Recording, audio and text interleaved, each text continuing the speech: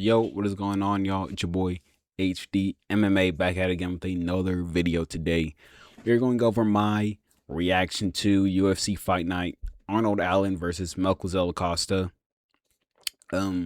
Pretty good card. I also want to do a quick reaction to this MVP card that was going on at the same time. I had to juggle that shit like a fucking, I don't know, like your mom juggles my balls, but fucking yeah, let's just get straight into this. I did pretty fucking mid on picks, not gonna lie.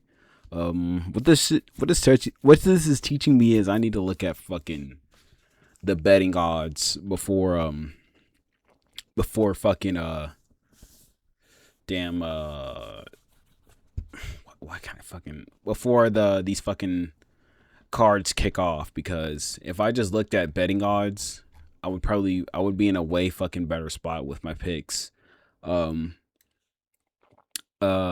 terms of who won and not. But yeah, let's use this website so I can look at the round by round stats, because I was not paying attention for a lot of these fights, so I don't really remember what was going on. But yeah, let's start off with this. We got fucking, jeez, hold on. Oh, fuck. Let's get down here. Let's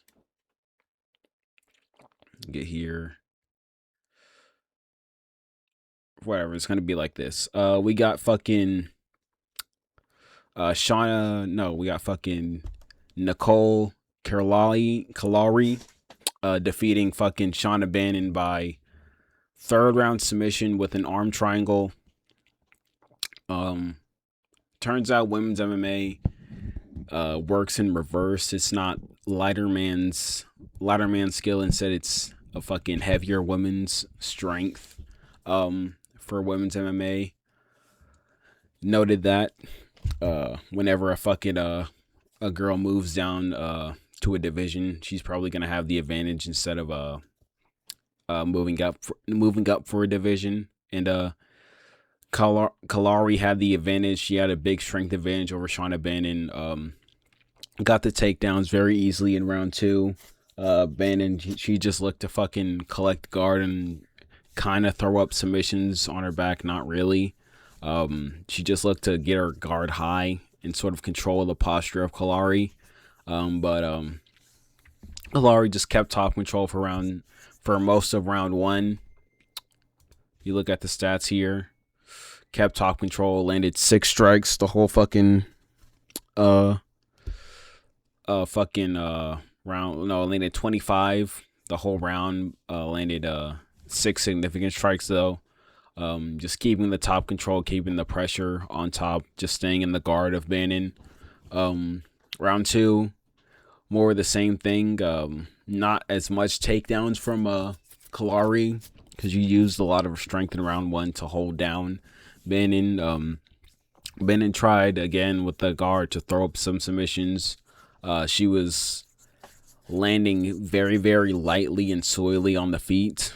Bannon was whenever it got to there. Didn't have any power in her shots. Didn't look like she wanted to hurt her opponent in any sort of way, in any fashion. I believe Kalari cracked her with a right. No, it was a left hand in an exchange. That was kind of all that happened in that round. Round three, Kalari got the takedown, and she fucking got on top and went for the arm triangle and got it immediately. So, or pretty much immediately, as soon as she got off to the side of Bannon tapped. So yeah, good win for Kalari. Heavier women's strength, the new rule for women's MMA. So yeah, she got it done on the opener of a prelim. Yeah. Moving on, we got Daniel Bazar, and of course I picked Bannon as well, so that's 1-0 or 0-1. Moving on, we got 0-2 for me because I picked fucking Daniel Barres. Luis Guerrero defeated Daniel Barres by unanimous decision. I thought Guerrero pretty much won all 3 rounds. Landed the more powerful shots on Barres and outlanded Barres for pretty much the whole fight. Got a takedown in round 1. I really don't remember what happened, or what fucking how he got him down or what sub he attempted, but got the takedown. But pretty much just outboxed Barres on the feet. Landed the more powerful shots. Did a really good job with the defense. Did a really good job of keeping himself composed, putting the pressure on Barres. Whenever Barres would stand in front of Guerrero, that's when Guerrero would do his best work, and whenever Barres would back up, Barres he had some success moving laterally. Whenever he would throw a combo, he would move to the side or move laterally in any way on Guerrero. Guerrero had a hard time tracking him down, but most of the fight, especially as it went on in the later rounds, it was Guerrero landing the better combinations on Barres. I think round 1, Barres landed the biggest shot of the round with a big right hand, I believe, that sort of stung Guerrero. In the second and the third, it was pretty much all Guerrero piecing up Barres, landing the bigger shots, like I said, and getting the W off that. So yeah, good stuff with Guerrero. It was a pretty sick fight watching it. Both these guys were going at it. I don't think either got a knockdown on each other. So yeah, standing bang flyweight fight on the prelims. Give me that shit. It was a really good fight for both these guys. So yeah, but Guerrero got it done, and that's 0-2 for me. Moving on, we got Alice Ardaline defeating fucking Polyana Viana in the second round by submission. A self-inflicted submission on fucking Viana's part. She basically fucking Ardaline was on top, and Viana got the body triangle from the bottom, and put her fucking the locking leg on inside of the legs of Ardaline while she was on top. It's pretty weird to explain, but she had her legs trapped in between the legs of Ardaline while Ardaline was sitting on kneeling in that on top position when you're in someone's guard, and basically just got her knee just hyperextended from Ardaline pressing into her, sort of sort of like a calf slicer, but self-inflicted, that's how you want to play it. But yeah, this was a good performance from Ardaline. She was pressing forward the whole fight, landing the bigger shots on Viana. Viana had pretty much just had her chin up in the air for the whole fight. Was trying to land on the back foot but couldn't really do it. Ardaline was doing a really good job of being defensively sound while moving forward. Yeah, landing the bigger shots, getting the takedown in the second round, I believe. Yeah, getting the takedown in the second round. Yeah, just being the more physical entity in there. Everything she kind of landed was cracking Viana while Viana was up against the cage, just trying to land on the back foot and trying to be this sort of rangy fighter. Yeah, got it done with a weird submission, on accident. I didn't even realize what happened when I was watching the fight. Also because I was also watching the MVP card as well, so I was kind of checked out, and then the fight just fucking ended, and I was like, what the fuck happened? So yeah, good stuff for Ardaline. Weird sort of fluky submission for Yeah, what can you say? She got the fight done, or got the win, and that made me 0-3. So yeah. But moving on to my crafty underdog pick of Cody Brundage defeating Andre Petrosky in the second round by KO. Nasty stuff for Cody Brundage. Fight started out very low volume. Both guys were trying to find each other at range. Brundage was trying to switch stances forward, land some overhands. Petrosky was he was like pairing the overhands or the right hands of Brundage with like his right hand like over across from his body like this. Pretty much for the whole first round. Petrosky got the takedown at the end of the round, I believe, and did some shots, did something, I believe, here and there. Landed some shots on the ground, as like he was in side control on Brundage, but couldn't really do anything of significance, because it was at the end of the round. So yeah, pretty much the round was for Petrosky, I believe. I don't remember a knockdown in round one. I don't know how there was a knockdown in round one, but yeah, second round came out. Brundage switched up his flow. He noticed how Petrosky was sort of blocking the right hand with his arm over like across from him, across his body. He switched it up. He feinted the right hand and switched stances and threw a left hook that hurt Petrosky badly, dropped him bad, and then unloaded ground and pound shots on him to get the finish. Took a really long time to get the finish, but he got the finish eventually with the ground and pound and put away Andre Petrosky. So yeah, knew Andre Petrosky's chinny. And Cody Brundage had pop in the hands, had somewhat pop in the hands, and he was able to get it done with that. So yeah, good stuff for Brundage. I think it was his birthday as well, so yeah, good stuff for him. Moving on, we got Ketlen Vieira defeating Jacqueline Cavalcante by unanimous decision. Yeah, Ketlen Vieira just pieced up Cavalcante on the back foot. Cavalcante, she looked really hesitant to let her hands go as the fight started. She looked very hesitant. She would just stand in front of Carolina, or not Carolina,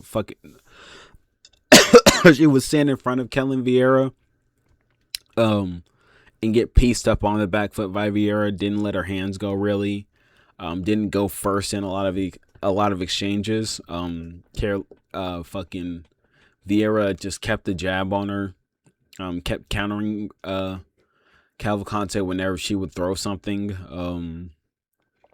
Weaved out of the way of a lot of the shots, made Cavalcante whiff on a lot of shots.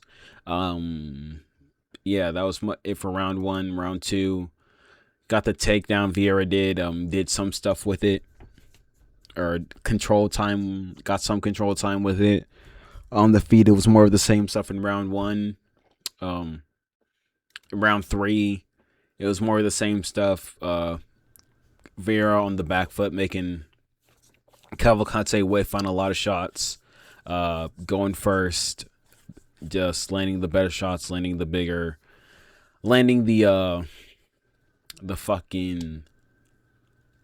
more shots as well, just being the overall just better striker and piecing up Cavalcante and outclassing her on the feet. So yeah, good stuff for Vieira. Still in the top 5 at women's bantamweight. You can't get rid of her. She's a cockroach. So yeah. And that may be 1-4 on the card, so it's not looking good for me at all. But moving on, we got to pick right in this one. We got Tommy Gant defeating Artur Minov by TKO in round two. Wrestling dominance for Tommy Gant. Was able to take down fucking Minov. Not with ease. Minov did was really good at getting back up in the first round. But in the second round, he kind of did like start to fatigue and fade, and Gant would just stayed on him for pretty much the whole fight. Didn't really gas out or look tired in the first round like I may have thought he would. Because he's big for the division. He's very explosive. I thought he was gonna start to fade as the fight went on, but he really didn't. He kept the pace with the wrestling really good. Tommy Gant did. First round, Tommy Gant pretty much shoots immediately, ducks under. I think he shoots under like a combo from Minov. Got him. Just held him up against the cage. Got the body lock. Did the classic, wrestler Pat 17 like Chimaev, Dagestani sort of strategy with the wrestling. Kept him up against the cage, kept the pressure on, kept trying to get takedowns and trips up against the cage as well. Minev did a good job of standing back up whenever, and like popping back up whenever Gant got him down in the first round. In the second round, though, Minev starts to really like tire and sort of can keep up with the pace of Gant, and Gant just kept up with the takedowns, kept up with the pressure. Eventually got the back of Minev and flattened him out and just grounded pounded him into a TKO stoppage. So yeah, good stuff for Gant. He's a bit old. I think he's like 33, but he could be a problem at lightweight going forward. We just gotta see how his striking is and how the rest of his game is. His durability, his power, his he has good wrestling. And if he can like keep the pace for like the full 3 rounds, and not be tired, he might be a problem. But yeah, for now he looks pretty damn good and looks good in this fight. So yeah, good stuff for him. And I got that pick right. So what? That's 2-4. Yeah, moving on. Holy, this was the most soy fight I've ever seen from two guys that are above 6 feet tall. This fight was so fucking horseshit and so low level for the UFC. I couldn't believe my eyes while watching this fight. We got Ivan Erslan defeating Tuco Tacos by unanimous decision. This fight was so fucking shit. Tuco Tacos, he looked so shit on the feet, so fucking soy, so fucking just bitch made on the feet. It was so crazy. Just like throwing like he couldn't hurt anybody, leaving his chin up in the air, fucking trying to be all light and like fucking bouncy on the back foot, just throwing with no power, getting fucking looking so vulnerable to so many shots. He was getting like just corralled to the back to the cage and just getting unloaded with by fucking massive shots by fucking Ivan Erslan pretty much the whole fight. Tried to shoot so many takedowns and got pretty much all of them stuffed in the fight as well. Fucking he tried to like submit fucking Erslan with like a guillotine at one point. Didn't really get that. Even though I thought he could have, because Ivan Erslan is shit as well.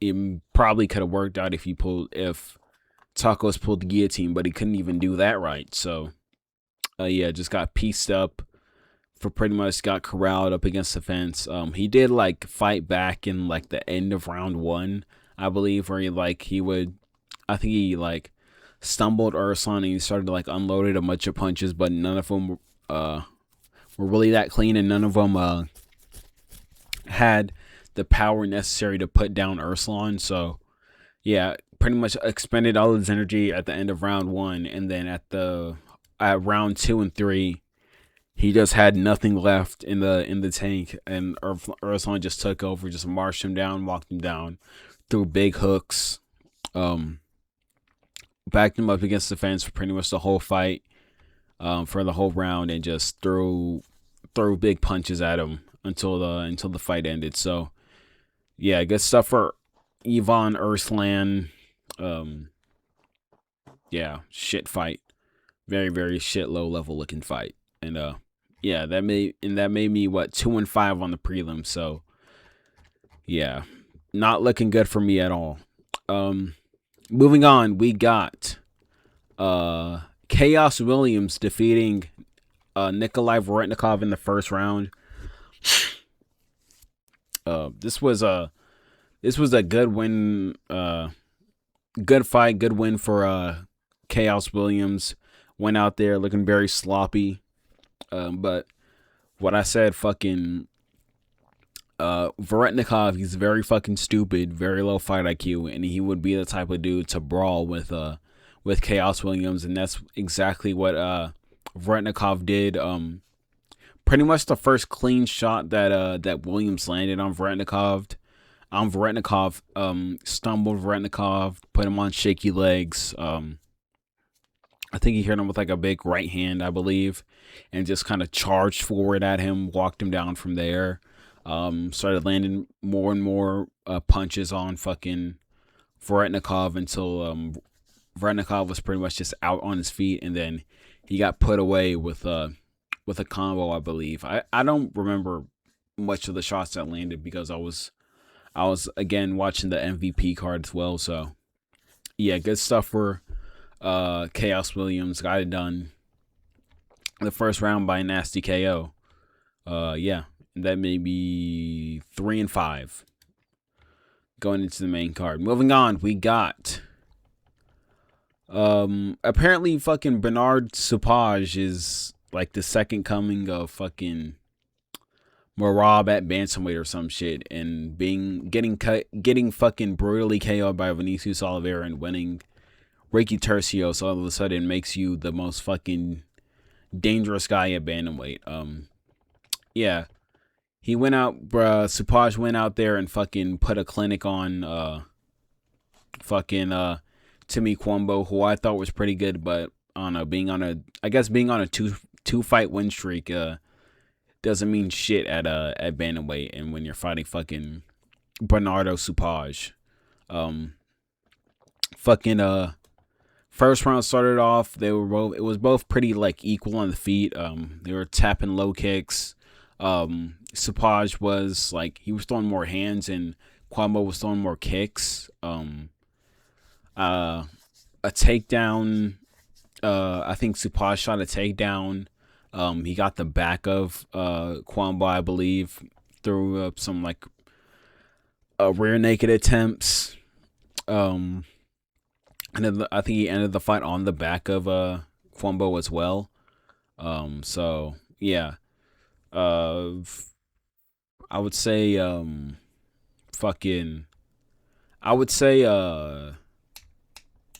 knockdown happened in this one. Didn't knockdown happen? I don't fucking remember. So I would say Supaj stole the round in the first. Second round started off fucking, it was still pretty equal on the feet. Kwambo was landing the kicks. Supaj was like landing a lot of punches in the boxing, and then he dropped Kwambo with a left hook while Kwambo was coming in, dropped him bad. He got the back of Kwambo and submitted him with a rear naked. Yeah, nasty stuff from Brandon Supaj, and I switched my pick to Supaj on the fight companion if y'all was watching. So crafty pick switch by me. Yeah. Apparently fucking Bernardo Supaj is pretty nasty. Apparently he's fucking nasty, you know. I've been sleeping hard on Supaj, and probably gonna sleep on him some more if he fights someone good. So yeah, but good win for him now. So yeah. Moving on, we got Modestus Bukauskas defeating Christian Edwards by split decision. I thought this was pretty unanimous. 29-28. Fucking I thought fucking Bukauskas won the first and the second pretty clear. How the fuck is he up on significant strikes? What? Or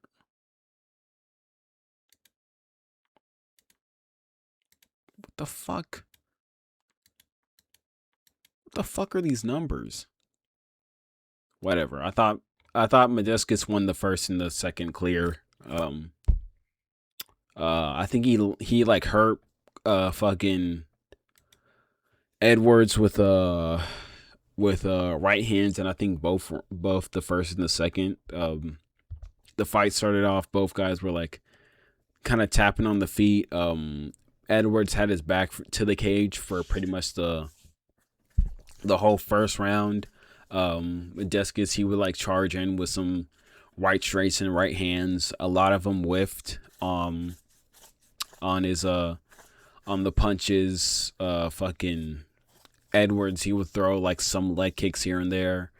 Both guys would clinch up, and Modestus would fucking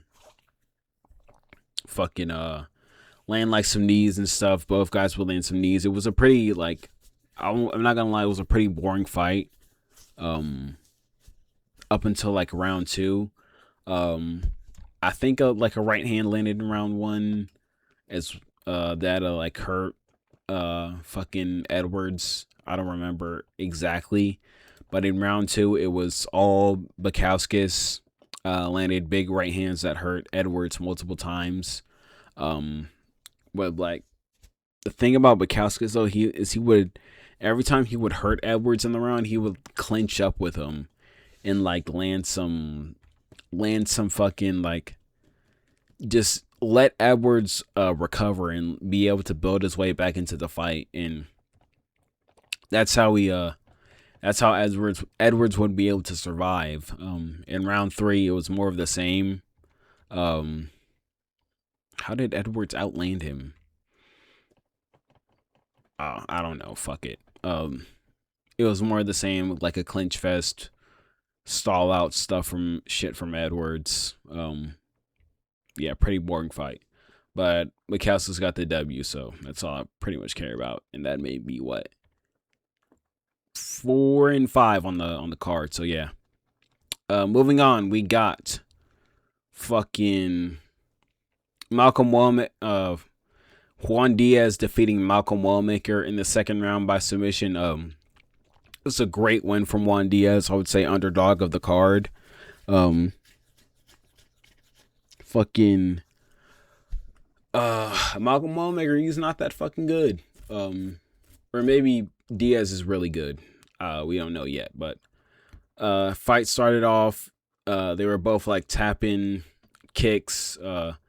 Diaz was looking for like leg kicks and stuff. He was also looking to draw out the like hooks of Wellmaker and the kicks of Wellmaker. He was a bit scared to throw his hands in the first because he was like very wary of the power of Wellmaker. But as the fight went on, he got more and more confident as he kept like landing his own combos, his own punches and jabs and stuff. He would get more confident. I think fucking yeah, Diaz shot a takedown.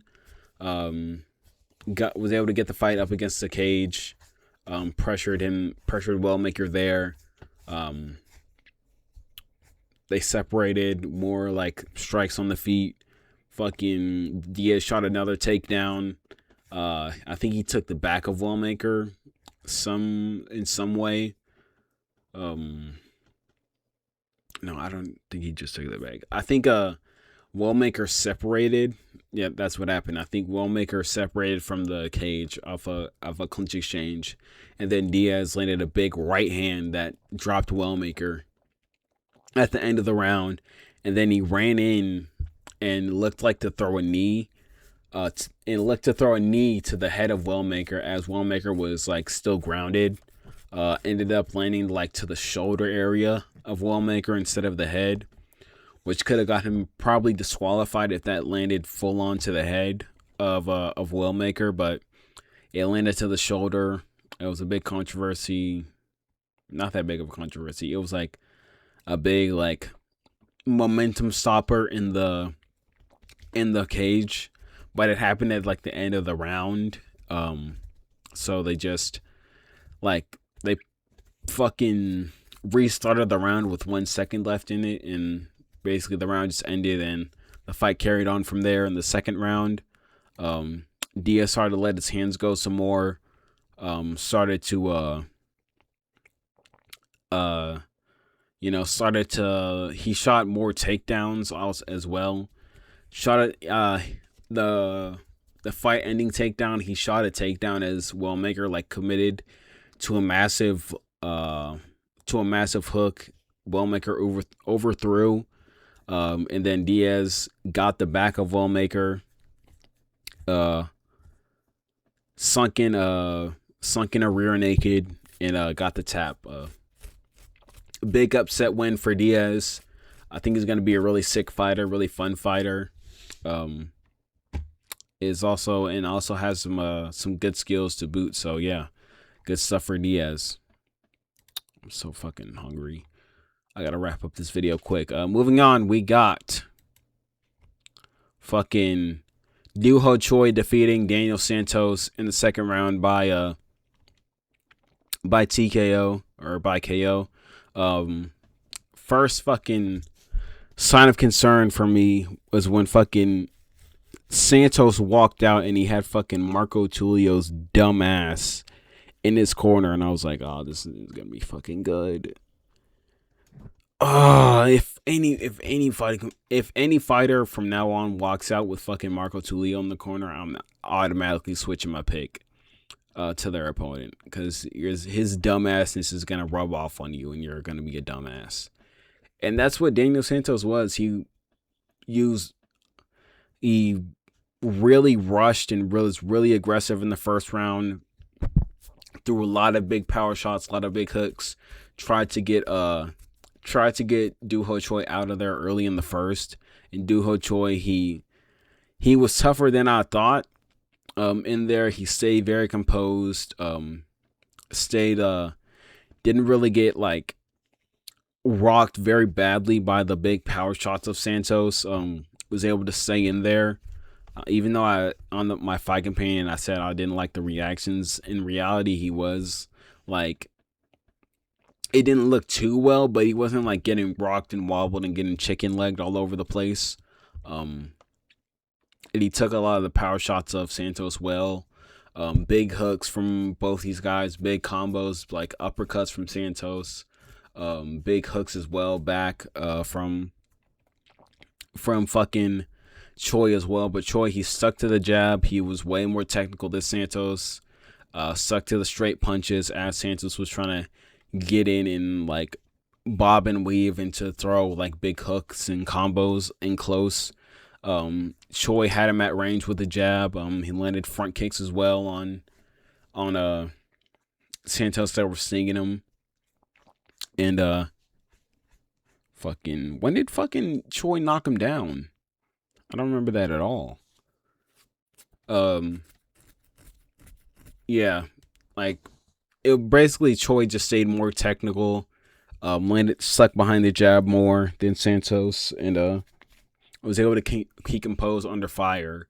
And by round two, Santos said he pretty much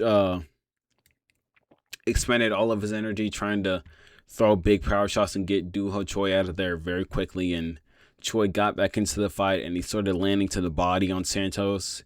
And that's pretty much within the fight. Choi landed a big body hook as Santos was breaking up against the cage and put him down for good. So yeah, good stuff for Doo Ho Choi. Good comeback win. I think he was like dealing with some injuries and stuff.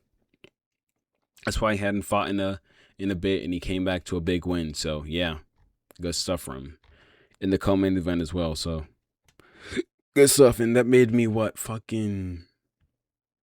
This fight made me what 5-5. This made me 6-5 because I switched my pick. Yeah, I switched my pick in that bitch.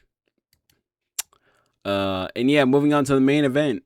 We got Arnold Allen defeating MELQUIZAEL COSTA by unanimous decision, 50-45 on 2 scorecards. I thought Arnold Allen won pretty much the entire fight, won every round, I think. How did fucking... Yeah, won pretty much every round, in my opinion. Round 1 was... No. Round 2 was close. Round 2 was the closest one, but I think Allen landed the bigger shots in this one as well. So, yeah, very good stuff from Allen. Very good boxing from Allen. Very good pressure. He pressed Costa up against the fence, and Costa, once I said this in my prediction video, he gets very stationary up against the fence when guys press him there.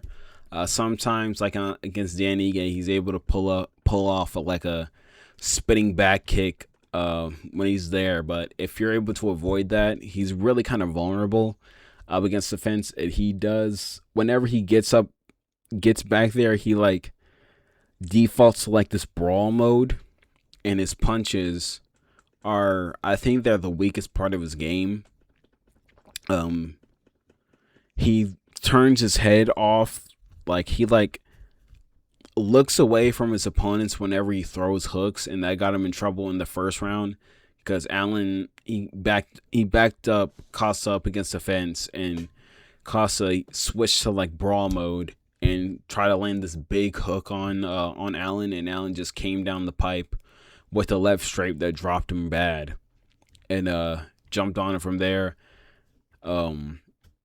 Melky was able to recover though with some scrambles on the ground. He was able to like scramble very well in this fight once he got to the ground. Throw up some submissions here and there. He started pulling guillotines and stuff like that, which is very low level and shit against a guy like Allen. But yeah, Costa was able to scramble well once it got to the ground, but the whole story of the fight was the boxing of Arnold Allen, just piecing up, landing jabs, landing straights on Melky, as Melky was just backing up to the cage and immediately just sort of giving ground to Allen. Whenever Melky would like go forward, he would land with the punches, but I think the game plan for Melky was just kind of like land kicks on Allen, and Allen was very aware of that. Blocked a lot of the kicks, evaded the spinning back kick like pretty much every time from Melky, and yeah, Allen was just very aware, just the more experienced, better boxer in there, and was able to put away Melky by decision. Another decision for Arnold Allen. Yeah, what can you say, got it done. And realized I was sleeping on Arnold Allen for a bit. I was sleeping on Allen. He's a very good, he's actually very fucking good to be able to do that to a guy like MELQUIZAEL COSTA, who is very dangerous. Yeah, put some respect on Arnold Allen's name.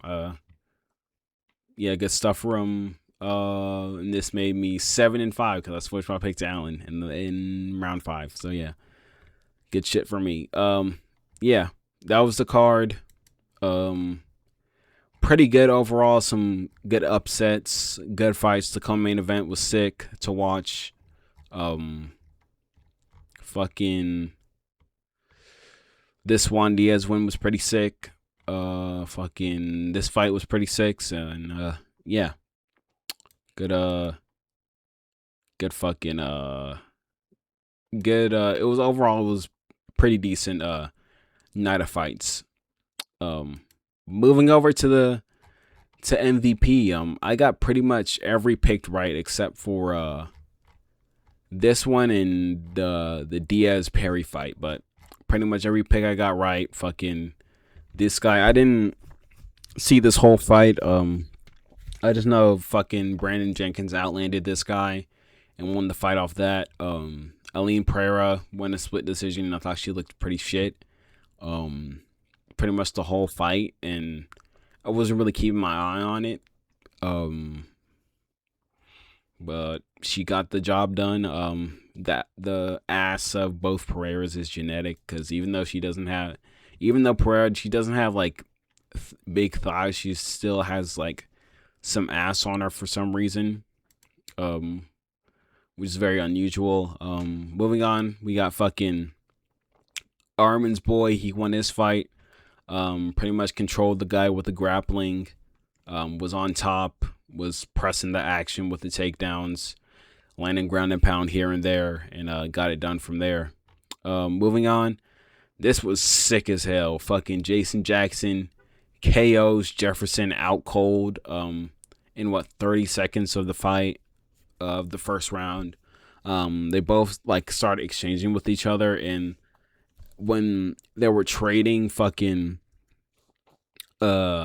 Jefferson was pretty much keeping his head in the same place, while Jackson was rolling and like ducking with the shots, and eventually Jackson caught him with a massive left hook that put him down, hurt him very badly, and hit him with a single ground and pound shot that put him out cold. So yeah, good stuff for Jason Jackson. He beat Yaroslav Amosov. People fucking forget, man. And he showed out tonight. So yeah, fucking Adrian Moraes won after pretty much losing the whole fight. I think he got hurt with some right hands by Nikito here and there. He had some success in the grappling. Moraes did. He got like the back of Nikita for that's his name, Nakuta, for some points in the fight. But at the end of the round, pretty much fucking Nakuta, Moraes, he went for a flying knee that didn't land, and like Nakuta like rolled and gave up his back to Moraes. And then fucking Moraes, he got the hooks in, trapped one of the arms of Nakuta with a hook that he got in when he dove for the back on Nakuta, and immediately sunk in a rear naked. At pretty much 10 seconds left in the round. And Nakuta basically went out at the end of the fight, as Moraes was like holding on for like an extra 2 seconds on Nakuta. He held on for like an extra second after the bell rang, and put Nakuta to sleep with a rear naked. And they ended up scoring the fight for a technical submission or giving the win to Moraes with a technical submission. So yeah, crazy comeback win for Moraes there. Nakuta was calling for a rematch, and Moraes just called him delusional to his face. So yeah, maybe we get a rematch, maybe not. Who cares? Moving on, we got fucking Nemo Fizlev winning by sub. This fight was kind of crazy, like starting out, but like it died down a lot once the first round was over. They were trading back and forth here and there. Fucking, I think Baby and shot a takedown, controlled the first round from there pretty much. With the takedown, got the back, I believe. The round ended, second round started, and fucking Babian was just gassed from the first round and wasn't able to wrestle effectively, wasn't able to do anything the same as he did in the first round. And Fizlev just took over from there. I think he got a takedown and caught fucking Babian in a darce. And yeah, pretty much won the fight from there. So yeah, good stuff for the motherfucker with no country.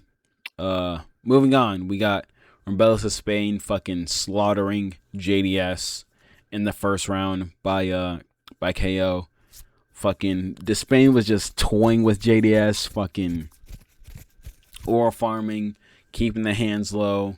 JDS, he was landing good calf kicks on Despain, which works for like such a tall guy like Despain, chopping the legs. Could take them off balance very easily, but Despain dealt with them as pretty well. He landed like his own calf kicks, and eventually the hands started landing for Despain, and that's when it was pretty much all over for JDS. He was landing right hooks, landing lead uppercuts as well on JDS that were hurting him, and eventually put him away with like I think a left hook, right hook combo that flatlined JDS out cold. So yeah, good one for Despain. Maybe fight with him and Ngannou was next, but yeah, good stuff for him. It was good, cool to see like a flatline KO like that. But JDS, he needs to retire. Save your brain before you fucking die in there. Jeez. Moving on, we got Saladin Pernas defeating Kenneth Cross by TKO in the first round. This fight started off pretty high pace. It was pretty competitive in the grappling from both these guys. Fucking Cross would get the back, and then Pernas would get the back, and like they were both scrambling with each other very well. But in the striking, it was kind of all Pernas from onto Cross. Pernas, he would land like knees to the body. He would land kicks, land good punches as well on Cross, as Cross was like sort of fatiguing from like the heavy scrambles that were from earlier in the round. And yeah, Pernas was able to like corral Cross up against the cage. And eventually land like big body shots on Cross that eventually folded him over and put him away. So yeah, good stuff for Pernas. Pretty fun to watch. Moving on, we got a live murder. Francis Ngannou slimes out Felipe Lins in the first round. At first, it looked like Felipe Lins was sort of like throwing back here, and he doesn't. It didn't look like Lins was just paid to fucking lose to Ngannou. He landed some shots here and there. I think he landed like one or two big shots that like sort of got the respect of Ngannou, but Ngannou, he kept very composed, kept with the leg kicks. Also defended the grappling of Felipe Lins pretty well. He controlled Lins on top for a little bit in the fight, and when he got back to the feet at the end of the round, it was pretty much just all Ngannou landing powerful low kicks on Lins, landing big punches on Lins as well, big hooks on Lins, and then yeah, eventually just put him away in a crazy exchange where Lins like landed like a right hand to the neck of Ngannou, and Ngannou just clips him over the top with a left hook that puts him to sleep. Fucking Herb Dean didn't immediately jump in on fucking Lins, and he was so lucky that Ngannou like restrained himself and didn't fucking choose to jump on Lins with some ground and pound. While Lins was just already like flopping along the fucking floor unconscious, bleeding from his mouth. And Ngannou really could have put some fucking pain on him with some ground and pound if Herb Dean didn't fucking jump in quicker. But eventually Herb jumped in, and yeah, nasty stuff from fucking Ngannou. Hopefully he fights Despain next. I would like to see that fight. Moving on, we got Mike Perry defeating Nate Diaz by doctor stoppage at the end of the second round. Or was it end of the third? It was one of the two. Yeah, it was basically Mike Perry being way more powerful than Nate. Nate looking just kind of like a victim out there, man. Nate was looking very slow. I mean, he always looks slow, very like just very shying away, just on the back foot, not really doing much. He was like landing good jabs and like lead hooks over the top of Perry, but Perry just was way too powerful, landing way too much. And as soon as Perry started landing the elbows in the clinch, That's really was just what put the nail in the coffin for Nate. Just had Nate just bleeding all over the place. Nate, he always bleeds, but this was like, it was fucking it was just pretty like crazy to see how much blood Nate was just pouring out of his face. Fucking blood on his back, along the neck, on the just all over the place from Nate Diaz, from the elbows of Mike Perry in the clinch. And as soon as it got to the corner, Nate had two like massive cuts on the sides of his heads where fucking Perry was elbowing him, and it was just over from there. So yeah, good stuff from Mike Perry. He called out Jake Paul in MMA. I would, I would like to see that. It was pretty fucking funny. Mike Perry's post fight interview, with like Jake Paul in there as well. So yeah, maybe that would be good for fucking Mike Perry. It would be like a good payday at least. So yeah. Moving on to the main event, fucking Ronda Rousey fucking subs Gina Carano in 15 seconds or 17 seconds. Immediately took her down, landed some ground and pound, and immediately just Gina Carano rolls over like a fucking white belt. Like she is a 40-year-old fucking white belt. That Gina Carano is, and Ronda Rousey immediately just collected the arm and sunk in an arm bar and made her tap immediately. So yeah. Not much to say. Two old ass bitches, and the less old bitch got the dub. Fucking yeah. I went pretty fucking good on picks. I think I went like what? I picked this right. 1-0, 2-0, 3-0, 4-0, 5-0, 5-1, 6-1, 7-1, 8-1, 9-0, 8-2, 9-2. So yeah, pretty good on picks. Yeah, those are my reactions to UFC Fight Night. Oh no, that's the wrong fucking site. UFC Fight Night. MELQUIZAEL COSTA. Versus Arnold Allen in the MVP card. Overall, it was pretty sick. The pacing of this card, they were like perfectly in tune. It was like one UFC fight would finish, and then and then the MVP fight would start, and then the MVP fight would finish, and then the UFC fight would start. I was rarely like, except for on the prelims, once it got to like the main card of both fights, I was rarely like watching two fights at the same time. Sometimes on the prelims, there would be like a fucking MVP prelim, and then a UFC prelim going on at the same time. But once it got to the main card, it was pretty much just back to back, switching between both fight cards at the same time. So yeah, pretty good pacing. Overall, what I think of MVP, I think they're pretty good. They had really good production quality for their first like MMA show. Good cameras. They streamed the prelims on the YouTube, which was pretty sick. I think they had like 3,000 live viewers for the prelims of like the first MMA card, which is pretty sick, pretty good. Pretty entertaining fights. All finishes on the fucking main card as well. So yeah, that's pretty entertaining. Yeah.